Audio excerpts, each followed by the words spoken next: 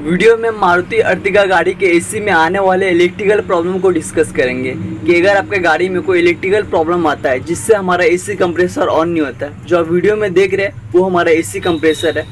अगर AC compressor on नहीं होता, आपका सब कुछ चलता है, अंदर का ब्लोअर फैन चलता है और सिस्टम में गैस रहता है, सब कुछ ओके रहता है, फिर भी अगर एसी कंप्रेसर ऑन नहीं होता, उस कंडीशन में हमें क्या क्या चेक करना है, इस चीज़ को हम डिस्कस करेंगे।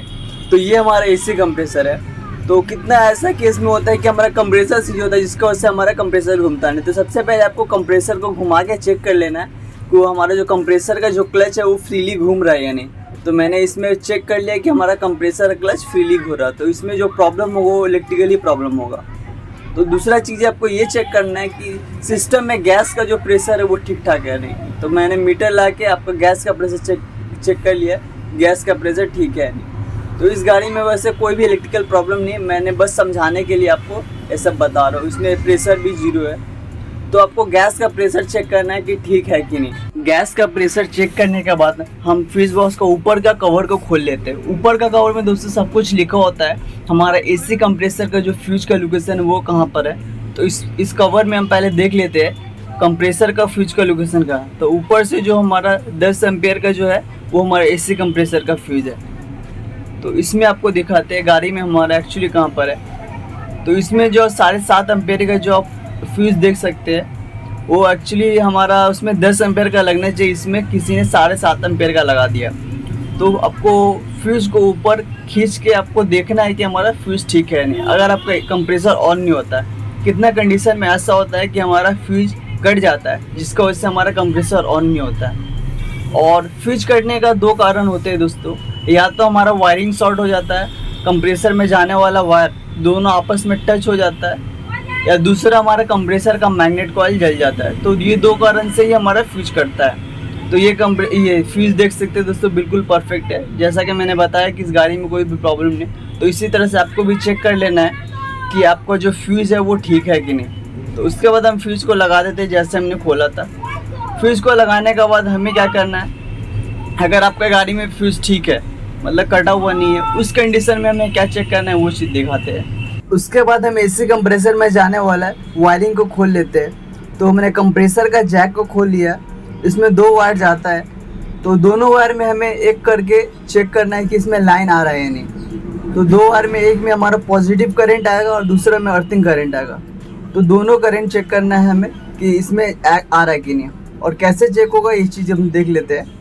तो ये हमारा टेस्ट लैम्प है, इसी के हेल्प से हम चेक करेंगे। तो पहले हम अर्थिंग चेक कर लेते हैं कि अर्थिंग हमारा इसमें आ रहा है कि नहीं। अर्थिंग चेक करने के लिए हम बैटरी का पॉजिटिव में एक एंड को कनेक्ट कर देते हैं टेस्ट लैम्प का, और दूसरा एंड को हम 1 बाय 1 करके दोनों में टच करेंगे। जिसमें ऑन होगा उसमें आप समझ जाइए कि इसमें हमारा अर्थिंग आ रहा। तो इसी तरीके से कंप्रेसर में जाने वाला वायरिंग में हम अर्थिंग करंट चेक करेंगे। तो इस तरह से हमारा चेक होता है। बैटरी का पॉजिटिव में एक लगा और दूसरा हमारा दोनों पिन में हम टच करते हैं, जिसमें हमारा लाइट जलने लगेगा, उसमें हमारा अर्थिंग करंट आ रहा। अब हम मेन करंट चेक करेंगे। करंट चेक करने के लिए हम टेस्ट लैम्प का दूसरा एंड को हम बैटरी का अर्थिंग में कनेक्ट कर देते हैं और गाड़ी को स्टार्ट करके एसी ऑन करना पड़ता है। इसमें दोस्तों लाइट नहीं जलेगा, गाड़ी को स्टार्ट करके आप एसी ऑन कीजिएगा। एसी ऑन करने के बाद अगर आपका लाइट जलने लगे उसका मतलब ये है कि गाड़ी का आपका इसमें कोई इलेक्ट्रिकल प्रॉब्लम नहीं है। अगर लाइट जल रहा फिर भी अगर कंप्रेसर ऑन नहीं हो रहा, उस कंडीशन में आपका कंप्रेसर का जो मैग्नेट कॉइल है वो जल चुका है, वो खराब हो चुका है। जब कंप्रेसर में लाइन आता है उसके बावजूद भी हमारा कंप्रेसर ऑन नहीं होता है, तो क्या खराब होता है वो चीज़ मैं आपको दिखाता हूँ। तो सबसे पहले ये कंप्रेसर मैंने खोल लिया। कंप्रेसर का ऊपर दोस्तों क्लच होता है, यही दोस्तों हमारा इस पुली के साथ चिपक जाता है जब हमारा एसी ऑन होता है। जो कट से जो आवाज़ आता है, इसी क्लच का पुली के साथ चिपकने का आवाज़ आता है। तो कंप्रेसर का क्लच को हमने खोल लिया। क्लच को खोलने के बाद इस पुली को, जो ऊपर जो पुली देख सकते हैं, उस पुली को भी खोलेंगे। पुली को खोलने के लिए एक स्प्रिंग होता है दोस्तों, उस स्प्रिंग को खोलना पड़ता है। तो स्प्रिंग को खोलते ही हमारा जो पुली है वो पुली बाहर निकल आता है। पुली को खींचने के लिए भी एक अलग से टूल्स आता है, तो आपको दिखाते हैं। ये हमारा पुलर है, इसी के हेल्प से हम पुली को ऊपर खींचते हैं। तो इसको पुली पुलर बोलते हैं। पुली को खींचने के लिए स्पेशली इसको बनाया जाता है। तो ये इस तरह से हमारा घूम के इस तरह से हमारा पुली बाहर आ जाता है। तो इसी का पुली को खोलने के बाद ही हमारा कंप्रेसर के अंदर जो मैग्नेट कॉइल होता है वो मैग्नेट कॉइल खुल जाता है। तो देख सकते हैं ये दोस्तों हमारा मैग्नेट कॉइल है, ये हमारा पुली है जो इसके अंदर बेरिंग होता है जो बेल्ट के ज़रिए घूमते रहता है, और इसके अंदर बेरिंग होता है। कितना बार बेरिंग ख़राब हो जाता है जिसकी वजह से हमारा वो आवाज़ आने लगता है कंप्रेसर से। तो ये दोस्तों हमारा कंप्रेसर का मैग्नेट कॉइल है। इसी के ऊपर मेन चीज़ है कि अगर ये ख़राब हो जाता है तो इसमें मैग्नेट नहीं बनता। मैग्नेट अगर नहीं बनेगा तो आपका जो क्लच है वो पुली के साथ इंगेज नहीं होगा, चिपकेगा नहीं, जिससे आपका एसी ऑन नहीं होगा। तो इसी मैग्नेट कॉइल ख़राब होने की वजह से आपका ये प्रॉब्लम आता है कि लाइन आ रहा है, आपका पॉजिटिव करंट भी आएगा, अर्थिंग करंट भी आएगा, फिर भी आपका क्या होगा, आपका एसी ऑन नहीं होगा। तो उस कंडीशन में आपका क्या ख़राब होता है, यही मैग्नेट कॉइल ख़राब होता है।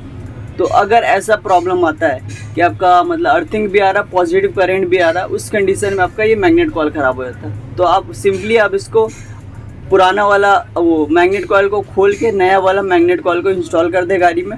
आपका जो कंप्रेसर इंगेज नहीं होने का जो प्रॉब्लम हो रहा था कि कंप्रेसर आपका ऑन नहीं हो रहा था, आपका वो वाला प्रॉब्लम सॉर्ट आउट हो जाएगा। तो इसमें हमने नया मैग्नेट कॉइल को लगा दिया है। नया मैग्नेट कॉइल को लगाने के बाद हमारा जो भी प्रॉब्लम था कंप्रेसर ऑन नहीं होने का, वो प्रॉब्लम सॉर्ट आउट हो जाएगा। तो ये इस तरह से होता है। दूसरा प्रॉब्लम इस मैग्नेट कॉइल का उससे ये आता है कि आपका जो फ्यूज़ है वो बार बार कट जाएगा। जब ये मैग्नेट कॉइल शॉर्ट हो जाता है, ख़राब हो जाता है, उस कंडीशन में अब एसी कंप्रेसर का फ्यूज़ लगाएंगे वो कट जाएगा, फिर लगाएंगे फिर कट जाएगा। तो ये प्रॉब्लम आता है। अगर कंप्रेसर में जाने वाले वायर में अगर पॉजिटिव करंट नहीं आता, उस कंडीशन में हमें कंप्रेसर का जो रिले है उस चीज़ को हम चेक करेंगे कि जो हमारा रिले है वो ठीक है कि नहीं।